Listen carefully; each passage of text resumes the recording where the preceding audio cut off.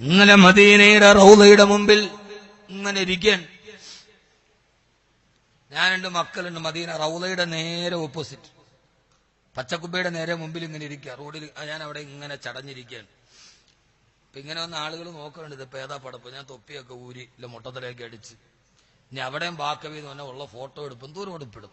Photo photo photo റൗളയിലോട്ട് തിരിഞ്ഞ് photo, അങ്ങോട്ട് photo, ഇങ്ങോട്ട്. ആണ് ഞാൻ തൊപ്പിയൊക്കെ ഊരി. എന്നെ ഒന്നും മനസ്സിലായി. അങ്ങനെ ഞാൻ മക്കളുമായിട്ടിരിക്കുകയാണ്. ഭാര്യ അപ്പുറത്ത് നിസ്കരിക്കാൻ പോയിരിക്കും. അവള് തിരിച്ചു വരാൻ പ്രതീക്ഷിച്ചിരിക്കുകയാണ്. അങ്ങനെ ഏതായാലും അവിടെ ഇരുന്നപ്പോ ഉംറ കഴിഞ്ഞിട്ട് ഇന്നലെ മദീനയിൽ നിന്ന് പച്ചക്കുബയിൽ സലാം പറഞ്ഞിട്ട് ജുമാ കഴിഞ്ഞിട്ട് ഇറങ്ങിയതാണ് മഹാനായ ശൈഖ് ഹുദൈഫി.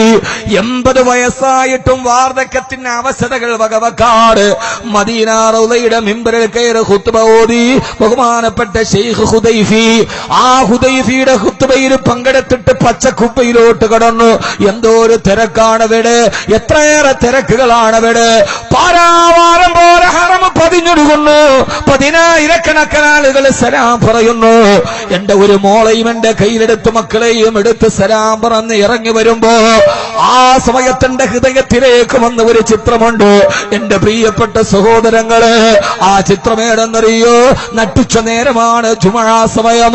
വെളിയിലോട്ട് ഇറങ്ങി വരുമ്പോ 2 മക്കൾ കയ്യിൽ തൂങ്ങി. എന്റെ പൊന്നുമോൾ എന്റെ തോളത്തുമുണ്ട്. അല്ലാഹുവിന്റെ റസൂലിനോട് സലാം പറഞ്ഞ് വെളിയിലോട്ട് ഇറങ്ങുമ്പോ ബാബു സലാമിലൂടെ കിടന്ന് ബാബു ജിബ്രീലിലൂടെ വെളിയിലേക്ക് ഇറങ്ങുമ്പോ അതാ പരിശുദ്ധമായ മദീനയുടെ മുറ്റത്ത് ജർമ്മൻ സാങ്കേതിക വിദ്യയുടെ കുടകൾ ഇങ്ങനെ മിഴി തുറക്കുന്നു. നട്ടുച്ച നേരത്ത് തണലൊരുക്കി ഒരു കൊടയുടെ കീഴിൽ 800 പേർക്ക് നിസ്കരിക്കാനുള്ള സ്ഥലമുണ്ടത്രേ. മുത്തുനബിയുടെ കൊട്ടാരമാണ്, സ്വർണത്തിന്റെ ശബളിമയാണ്. ആ കുട ഇങ്ങനെ വിരിഞ്ഞു നിൽക്കുന്നത് കണ്ടപ്പോ ആ സമയത്തിന്റെ മനസ്സിലേക്ക് ഓർമ്മ വന്നതേറെന്നറിയോ?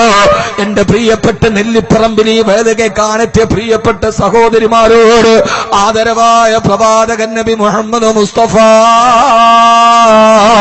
സല്ലല്ലാഹു അലൈഹി വസല്ലമയുടെ വഫാത്തിന്റെ സമയം അല്ലാഹുവിന്റെ റസൂൽ ലോകത്ത് നിന്ന് വിട പറഞ്ഞു പോയി.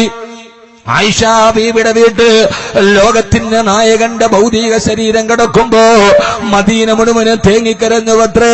മദീന മുഴുവനും നിർത്താതെ കരച്ചിലാണ്. അല്ലാഹുവിന്റെ റസൂല് വിട പറഞ്ഞു പോയല്ലോ. ചെകുത്താന്റെ കണ്ണുമായി വന്ന് കൊല്ലാമെന്ന ഉമർ പോലും നിൽക്കാതെ കരഞ്ഞു പോയ മദീന. ഹബീബായ നബി തങ്ങളുടെ വഫാത്തിന് അന്ന് കരഞ്ഞതുപോലെ പിന്നെ മദീന ലോകചരിത്രത്തിൽ 2ാമതൊരൊറ്റ പ്രാവശ്യമേ കരഞ്ഞിട്ടുള്ളൂ.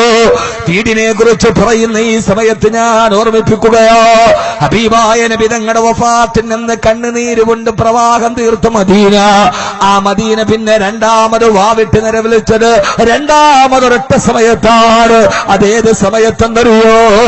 അല്ലാഹുവിന്റെ റസൂലിന്റെ പൊന്നുമോളുടെ ഫാത്തിമയുടെ വഫാത്തിനന്നല്ല, ഖലീഫ അബ്ദുൽ മലിക് ബിൻ മർവാന്റെ കാലഘട്ടങ്ങളിൽ ഹബീബായ നബി തങ്ങളുടെ ആ പച്ചക്കുടകളിൽ നിന്നിരുന്ന കാലം അവിടെയായിരുന്നു കുറെ വീടുകൾ ഉണ്ടായിരുന്നത്. എന്റെ പ്രിയപ്പെട്ട സഹോദര സഹോദരി, ഞാൻ നിങ്ങളോട് ഓർമ്മിപ്പിക്കട്ടെ, ഇന്ന് നമുക്ക് കോൺക്രീറ്റ് സൗധങ്ങളുണ്ട്, നമുക്ക് സുന്ദരമായ വീടുകളുണ്ട്, നമ്മുടെ ജീവിതത്തിൽ എല്ലാവിധ സൗകര്യങ്ങളുമുണ്ട്. അല്ലാഹു നമ്മളെ സ്വീകരിക്കുമാറാകട്ടെ, അല്ലാഹു നമ്മളെ സ്വീകരിക്കുമാറാകട്ടെ. ആ വീടിന്റെ ഉള്ളിൽ കിടക്കുന്നവരോട് ഒരു രാത്രി പോലും സമാധാനമില്ലാതെ മക്കളെ കുറിച്ചോത്ത് കണ്ണുനീര്, ഭാര്യയെ കുറിച്ചോത്ത് കണ്ണുനീര്, കടമോത്തിട്ട് കണ്ണുനീര്. പക്ഷേ എന്റെ പ്രിയപ്പെട്ട മുസ്ലിമേ, ഹബീബായ നബി തങ്ങളെ റൗളയിൽ നിന്ന് വെളിയിലോട്ട് ഇറങ്ങിയപ്പോ ആ സമയത്താണ് കണ്ടുപോയത് പച്ചക്കുപ്പിയിരുന്ന് സലാം പറയണം, അകത്തൊന്ന് കയറി നിസ്കരിക്കണം എന്ന് ഇടത്തോട്ട് തിരിഞ്ഞു നോക്കുമ്പോ ആ സമയത്ത് അവിടെ എഴുതി വെച്ചിരിക്കുന്നു, ഒരു സ്വർണത്തിന്റെ കളർ പൂശിയ തൂണുണ്ടത്രേ, അതിന്റെ മുകളിൽ വൈദ്യുത ബൾബുകൾ മിന്നിത്തിളങ്ങുന്നത്രേ, അതിന് സ്വർണത്തേക്കാൾ വെളിച്ചത്തിൽ എഴുതി വെച്ചിട്ടുണ്ട് മിഹ്റാബ് ആയിഷ റളിയല്ലാഹു അൻഹ. ആയിഷ റളിയല്ലാഹു അൻഹയുടെ മിഹ്റാബ്, ഉസ്തുവാനത്തു ആയിഷ, ആയിഷയുടെ തൂണ് എടന്നറിയോ പെങ്ങള്? അവിടെയാണ് ആയിഷ ബീവി തഹജ്ജുദ് നിസ്കരിച്ചത്, അവിടെയാണ് ഫാത്തിമ രാത്രിയിൽ എഴുന്നേറ്റ് നിന്ന് നിന്ന് കരഞ്ഞത്. അവിടെയായിരുന്നു ആയിഷ ബീവിയുടെ വീടുണ്ടായിരുന്നത്. ഞാൻ ചിന്തിച്ചു പോയി, അല്ലാഹുവേ, പഴയകാല മദീനയായിരുന്നുവെങ്കിൽ ഈ കുടകൾ നിൽക്കുന്ന സ്ഥലത്താണ് കുറെ വീടുകൾ ഉണ്ടായിരുന്നത്. ഞാനൊരു വീടിനെ നിങ്ങൾക്ക് പറഞ്ഞു തരട്ടെ. അല്ലാഹുവിന്റെ റസൂലിന്റെ മസ്ജിദുൻ നബവി, അതിന്റെ വലതു ഭാഗത്ത് ഹിജറ 1-ാം വർഷം റസൂലുള്ള ഒരു വീട് വെച്ചു. അല്ല അല്ലാഹുവിന്റെ റസൂൽ ഒരു മുറി ഉണ്ടാക്കി. 8 മുഴം നീളം 10 മുഴം വീതിയുള്ള ഒരു മുറി. അത് ബഹുമാനപ്പെട്ട സൗദാ റളിയല്ലാഹു അൻഹയ്ക്ക് കൊടുത്തു. 3-ാമത്തെ വർഷം തൊട്ടടുത്ത് വേറൊരു മുറി ഉണ്ടാക്കി. വീടല്ല പെങ്ങളെ, ഇന്ന് നമ്മുടെ വീട്ടിൽ സമാധാനമില്ല, ഇന്ന് നമ്മുടെ വീട്ടിൽ സങ്കടങ്ങൾ മാത്രം. ആ ഒരു കൊച്ചു മുറിയിലാണ് സന്തോഷം മരതല്ലിയത്. ആ വീട് ആയിഷ ബീവിക്ക് കൊടുത്തു. ഇതര 4-ാം വർഷം അടുത്ത റൂം ചേർത്ത് പണിതു. അത് ബഹുമാനപ്പെട്ട സഫിയ റളിയല്ലാഹു അൻഹയ്ക്ക് കൊടുത്തു. ഇങ്ങനെ കാക്ക കൂടുണ്ടാക്കുന്നത് പോലെ അല്ലാഹുവിന്റെ റസൂൽ സല്ലല്ലാഹു അലൈഹി വസല്ലം മദീനത്തെ പള്ളിക്ക് ചുറ്റും ഓരോ റൂമുകൾ ഉണ്ടാക്കി. ലോകത്തിലെ ആദ്യത്തെ 1,00,000 വീട് കോളനി അത് മദീനത്തെ പള്ളിയുടെ ചുറ്റുമായിരുന്നു. ആ വീടിനെ കുറിച്ച് നിങ്ങൾക്കറിയുമോ? മദീന മുഴുവനും വാവിട്ട് നിലവിളിക്കുകയാണ്. എന്തിനാണ് നിലവിളിക്കുന്നതെന്നറിയോ? ഖലീഫ അബ്ദുൽ മലിക് ബിൻ മർവാന്റെ കാലഘട്ടത്തിൽ അതാ അല്ലാഹുവിന്റെ റസൂലിന്റെ മദീനത്തെ പള്ളിയുടെ ചുറ്റുഭാഗത്തുള്ള വീടുകൾ പൊളിക്കാൻ പോവുകയാ. മദീനത്തെ പള്ളി വിപുലീകരിക്കാൻ പോകുന്നു, വീട് പൊളിക്കാൻ പോകുന്നു. മഹാനായ മുസയ്യബ് റളിയല്ലാഹു അൻഹു പറയാ, അല്ലാഹുവിന്റെ റസൂലിന്റെ ജീവിതത്തിന്റെ ദുഃഖം കണ്ട മുറി വീടില്ല, വീടല്ല പെങ്ങളെ, ഒരു കൊച്ചു റൂമാണ്. ആ റൂമിനെ കുറിച്ചാണ് ഖുർആനിലെ അധ്യായത്തിന് പേരിട്ടത് സൂറത്ത് ഹുജറാത്ത്. ഹുജർ എന്ന് പറഞ്ഞാൽ മുറി, ഹുജറാത്ത് എന്ന് പറഞ്ഞാൽ റൂമുകൾ. ആ റൂമിനാണ് മഹദിയായ സഫിയ റളിയല്ലാഹു തആല ഇരുന്നത്. അവിടെയാണ് ജീവിതത്തിന്റെ പട്ടിണി കണ്ടത്. ആ വീടത്ര നല്ല വീടായിരുന്നു. അവിടെയാണ് വീടിന്റെ നെടുന്തൂണുകൾ ഉണ്ടായിരുന്നത്. ഒരു ദിവസം അല്ലാഹുവിന്റെ റസൂൽ പള്ളിയിൽ നിസ്കരിച്ചിട്ട് വീട്ടിലേക്ക് വരുമ്പോ അവിടുത്തെ ഭാര്യ സഫിയ റളിയല്ലാഹു അൻഹ ഒരു നേരത്തെ ഭക്ഷണത്തിന് ഗതിയില്ലാതെ ഭക്ഷണം കഴിക്കാൻ വേണ്ടി അറബി പെണ്ണുങ്ങളുടെ കുപ്പായം തയ്ച്ചുകൊണ്ടിരിക്കുകയാണ്. കുനിഞ്ഞിരുന്നിട്ട് കുപ്പായം തയ്ച്ചുകൊണ്ടിരിക്കുമ്പോ റസൂലുള്ള എന്ന ഭർത്താവ് സല്ലല്ലാഹു അലൈഹി വസല്ലം, ഇന്ന് സലാത്തില്ലെങ്കിൽ ഇനി എന്നാണ് സലാത്ത് ഉണ്ടാവുക? റൂഹി ഫിദാ നബി മുഹമ്മദ് മുസ്തഫ, താജ്ദാറെ മദീന നബി മുഹമ്മദ് മുസ്തഫ. ഈ സലാത്തുകൾ അറബിക്കടലിന്റെ അരമാലയും കടന്ന് മദീനത്തിന്റെ റൗളയുടെ പച്ചക്കുബ്ബയുടെ നാട്, കൊച്ച കുബ്ബയുടെ നാട്, പ്രാവുകൾ ഏറ്റെടുത്തിട്ട് ഈ സലാം അടക്കട്ടെ. അസ്സലാത്തു വസ്സലാമു അലൈക യാ റസൂലല്ലാഹ് യാ ഹബീബ നൂറ മുജസ്സം യാ ഹബീബ നൂറ മുഅല്ലം അസ്സലാത്തു വസ്സലാമു അലൈക യാ റസൂലല്ലാഹ്. ഒരു അനുഭവമാണ് സഹോദരങ്ങളെ, മദീന ഒരു അനുഭൂതിയാണ്. ഇന്നലെ വെള്ളിയാടുത്ത ദിവസം ഹറമിന് വല്ലാത്ത തിരക്ക്. 9 മണിക്ക് ഹറമിന്റെ ഉള്ളിൽ കയറി. അള്ളാഹു വലിയൊരു അനുഗ്രഹം ചെയ്തതുപോലെ തിരക്കിന്റെ ഇടയിലും റൗളയുടെ തൊട്ട് പുറകിൽ തന്നെ സ്ഥലം കിട്ടി മക്കളോടൊത്ത് ഏതാണ്ട് 3.5 മണിക്കൂറോളം ചുമയെ പ്രതീക്ഷിച്ചിട്ട് ഇരിക്കുന്ന ഓരോ സമയത്തും ചിന്തിച്ചു പോയി, അല്ലാഹുവേ, എവിടെയാണ് ഇരിക്കുന്നത്? ആരുടെ മുമ്പിലാണ് ഇരിക്കുന്നത്? എന്റെ 2ാമത്തെ മോൻ മെല്ലെ ഒന്ന് ശബ്ദമുണ്ടാക്കി. ഞാൻ പറഞ്ഞു, മോനെ, മുത്ത് റസൂലിന്റെ മുമ്പിലാണ്. ലാ തർഫഉ അസ്വാതകും.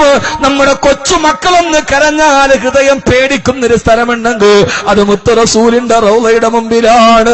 സല്ലല്ലാഹു അലൈഹി വസല്ലം, സല്ലല്ലാഹു അലൈഹി വസല്ലം. അല്ലാഹു നമ്മളെ മദീനയിൽ എത്തിക്കുമാറാകട്ടെ. മദീന ഒരു അനുരാഗമാണ്. എത്ര കണ്ടാലും തീരാത്ത കാമുകിയാണ് മദീന. എത്ര പറഞ്ഞാലും തീരാത്ത അനുഭൂതിയാണ് മദീന. അല്ലാഹുവേ, മദീനയിൽ എത്തിക്കണേ അല്ലാ. സത്യം പറഞ്ഞാൽ കഅബയോട് വിട പറയാൻ എമ്പടല്ല ദുഃഖം, മദീനയോട് വിട പറയുമ്പോഴാണ് ദുഃഖം. പോകട്ടെ റസൂലേ, ഇനി വരാൻ കഴിയുമോ എന്നറിയില്ല. അവിടെ ഇരിക്കുമ്പോ അല്ലാഹുവേ, ഇവിടെയാണല്ലോ നടന്നത്. ഞാൻ എന്റെ കൂടെ വന്ന 450ഓളം ഹിന്ദ് ട്രാവൽസിന്റെ 450ഓളം ഹാജിമാരുണ്ട്. അവരോട് ക്ലാസ് എടുക്കുമ്പോ ഈ സംഭവം പറഞ്ഞു കൊടുത്തു. ഈ പള്ളിയിൽ നിന്നാണ് മുത്ത് റസൂല് വീട്ടിലേക്ക് വന്നത്. ഭാര്യ സഫിയ റളിയല്ലാഹു അൻഹ ഒരു നേരത്തെ ഭക്ഷണത്തിന് ഗതിയില്ലാതെ ഒരൽപ്പം ഈത്തപ്പഴം മേടിക്കാൻ അറബി പെണ്ണുങ്ങളുടെ കുപ്പായം കുനിഞ്ഞിരുന്ന് തുന്നുകയാണ്. ഭർത്താവായ റസൂലുള്ള വന്നതറിഞ്ഞില്ല. റസൂലുള്ളാഹി സ്വല്ലല്ലാഹു അലൈഹി വസല്ലം തന്റെ പ്രിയപ്പെട്ട ഭാര്യ ഭക്ഷണത്തിന് വഴി തേടിയിട്ട് കുപ്പായം തുന്നുന്നത് നോക്കി നിന്നു. കുറെ നേരം നോക്കി നിന്നു. സഫിയ റളിയല്ലാഹു തആല അറിയുന്നില്ല. അവസാനം വിളിച്ചു, സഫിയ. ഞെട്ടിത്തെറിച്ചു നോക്കുമ്പോ അല്ലാഹുവിന്റെ റസൂൽ സല്ലല്ലാഹു അലൈഹി വസല്ലം മുമ്പിലുണ്ട്. എന്തേ നബിയേ? രണ്ട് കണ്ണുകളും മുഖത്തോട് മുഖം നോക്കി. സഫിയ ബീവിക്ക് ജാള്യതയായി. താൻ കുപ്പായം കൂലിക്ക് തുന്നുന്നത് ഭർത്താവ് കണ്ടല്ലോ. ഭർത്താവെ അറിയിച്ചിട്ടില്ല, ദാരിദ്ര്യം അറിയിച്ചിട്ടില്ല ഇതേവരെ. കാരണം ഭർത്താവിന്റെ മനസ്സിനൊരു ബുദ്ധിമുട്ട് വേണ്ട. തന്റെ ഭാര്യയുടെ മുഖത്തേക്ക് നോക്കി റസൂലുള്ളാഹി സ്വല്ലല്ലാഹു അലൈഹി വസല്ലം പറഞ്ഞു, അത്ര സഫിയ, ആ കാണുന്ന ഉഹദ് പർവ്വതം കണ്ടോ സഫിയ? സഫിയ ബീവി ചോദിച്ചു, എന്തേ നബിയേ? ഇന്നലെ വൈകുന്നേരവും ജിബ്രീൽ അലൈഹിസ്സലാത്തു വസ്സലാം വന്നിട്ട് ആ പർവ്വതം സ്വർണമാക്കി തരാമെന്ന് എന്നോട് പറഞ്ഞതാണ്. പക്ഷേ ഈ ദാരിദ്ര്യം ഞാൻ തിരഞ്ഞെടുത്തതാണ് സഫിയ റളിയല്ലാഹു തആല അൻഹ. സഫിയ റളിയല്ലാഹു തആല അൻഹക്ക് മനസ്സിലായി. എങ്ങും തൊടാതെ ഒരു കാര്യം പറഞ്ഞപ്പോ ചാടി എഴുന്നേറ്റ് തന്റെ പ്രിയപ്പെട്ട ഭർത്താവിന്റെ കൈവിരലിൽ പിടിച്ചിട്ട് പറഞ്ഞു, നബിയേ, ഞാൻ അതിനൊരു പരാതിയും പറഞ്ഞില്ലല്ലോ മുത്ത്. ചിന്തിക്ക് പെണ്ണുങ്ങളെ, ഒരു വീടല്ല 8 മുഴം നീളവും 10 മുഴം വീതിയുള്ള ആകാശത്ത് മഴ പെയ്താല് ചട്ടപ്പുര പോലെ ചോർന്നൊലിക്കുന്ന ആ വീടിന്റെ ഉള്ളിൽ ബലം കൊടുക്കുന്നൊരു തൂണുണ്ടായിരുന്നു. അതാണ് ബീവി സഫിയ. ഇനി നിങ്ങളെ ഞാൻ വിളിക്കുകയാണ്. മദീനയിൽ നിന്ന് 450 കിലോമീറ്റർ അകലെ മക്കയിലേക്ക് വെള്ളത്തുണിയും ധരിച്ചുകൊണ്ട് ലബ്ബൈക്ക് പറഞ്ഞുകൊണ്ട് 10,000 ഹറമിന്റെ മത്താഫിലൂടെ കഅബാലയത്തിന് ചുറ്റും വെച്ച് ലക്ഷക്കണക്കിന് ആളുകൾ ലബ്ബൈക്ക് അല്ലാഹുമ്മ ലബ്ബൈക്ക് പറഞ്ഞു വീഴുമ്പോ ആ ലബ്ബൈക്ക് കേട്ടിട്ട് കഅബാലയത്തിന്റെ മത്താഫിൽ ഖബറടക്കപ്പെട്ട ഒരു പെണ്ണുണ്ട്. ഏതാണ് ആ പെണ്ണ്? ആയിഷയല്ല, സഫിയയല്ല, ഫാത്തിമയല്ല. ലക്ഷക്കണക്കിന് ആളുകളുടെ തൽബിയത്ത് കേട്ടിട്ട് ഹറമിന്റെ മത്താഫില് ഖബറടക്കം ചെയ്യപ്പെട്ടത് ഒരു കറുകറുത്ത കറുമ്പി പെണ്ണ് ബീബി ഹാജറ. ഹാജറ റളിയല്ലാഹു അൻഹാ. ഹാജറക്ക് അല്ലാഹു കഅബാലയത്തിന്റെ മത്താഫില് ഖബറടക്കാൻ ഭാഗ്യം കൊടുക്കാൻ കാരണമേടാ? അത് ഹാജറ ചെയ്ത ഹജ്ജിന്റെ എണ്ണത്തിലല്ല, ഹാജറ ചെയ്ത സിയാറത്തിന്റെ എണ്ണത്തിലല്ല, ഹാജറ ചെയ്ത നിസ്കാരത്തിന്റെ എണ്ണത്തിലല്ല. കൈക്കുഞ്ഞിനെ കയ്യിലേൽപ്പിച്ചിട്ട് ഭർത്താവ് ഫലസ്തീനിലേക്ക് പോയപ്പോ 9 വർഷം കഴിഞ്ഞ് തിരിച്ചു വരുമ്പോ ആ ഭർത്താവിന്റെ കയ്യിൽ കത്തിയെടുത്തിട്ട് കഴുത്തിൽ വെച്ചിട്ട് അറുക്കട്ട മോനെ എന്ന് ചോദിച്ചപ്പോ അറുത്തോ ഉപ്പാന്ന് മറുപടി പറയുന്ന ഇസ്മായിൽ എന്ന മോനെ ഇബ്രാഹിം എന്ന ഭർത്താവിന്റെ മുമ്പിൽ സമർപ്പിച്ചു കൊടുത്ത ത്യാഗത്തിന് പകരമായിട്ടാണ് അല്ലാഹു കഅബാലയത്തിന്റെ മത്താഫിൽ അവസരം കൊടുത്തത്. ഞാൻ നീട്ടിപ്പരത്തി പറയുന്നില്ല പെങ്ങള്. ലോകത്ത് നിന്ന് കടന്നു വരുന്ന പേക്കൂത്തുകളെ കയ്യിലേക്ക് ചേർത്ത് പിടിക്കുമ്പോഴല്ല ഇബ്രാഹിമിന്റെ ഹാദറയാവാൻ, മുത്തുനബിയുടെ ഖദീജയാവാൻ, അലിയുടെ ഫാത്തിമയാവാൻ ഏതൊരു പെണ്ണിന് കഴിയുന്നുവോ ആ പെണ്ണാണ് ഒരു ജീവിതത്തിന്റെ, ഒരു വീടിന്റെ ഏറ്റവും പ്രധാനപ്പെട്ട തൂണെന്ന് ആദരവായ പ്രവാചകൻ നബി മുഹമ്മദ് മുസ്തഫ സല്ലല്ലാഹു അലൈഹി വസല്ലമ. അല്ലാഹു നമ്മളെ സ്വീകരിക്കുമാറാകട്ടെ. അല്ലാഹു നമ്മളെ സ്വീകരിക്കുമാറാകട്ടെ. ആമീൻ പറ.